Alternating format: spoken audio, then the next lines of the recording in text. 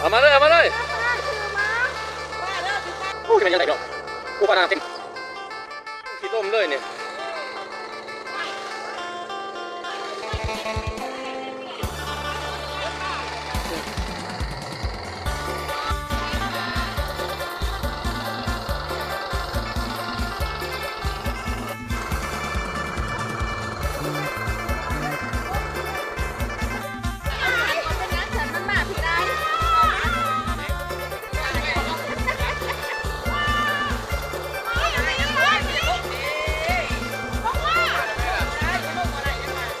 ป้าคอนพี่น้องป้าคอน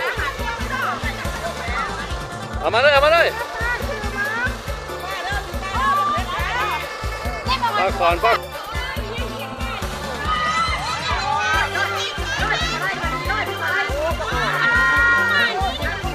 โอ้รถจัดอะไรมึง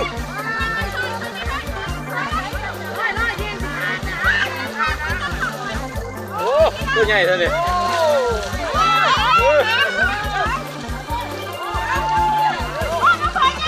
ตัวใหญ่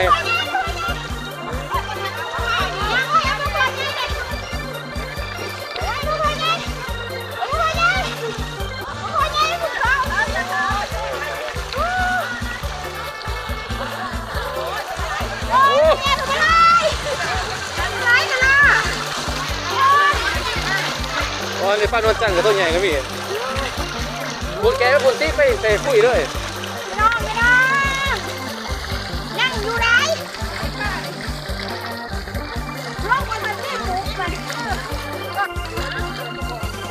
เขาท่าน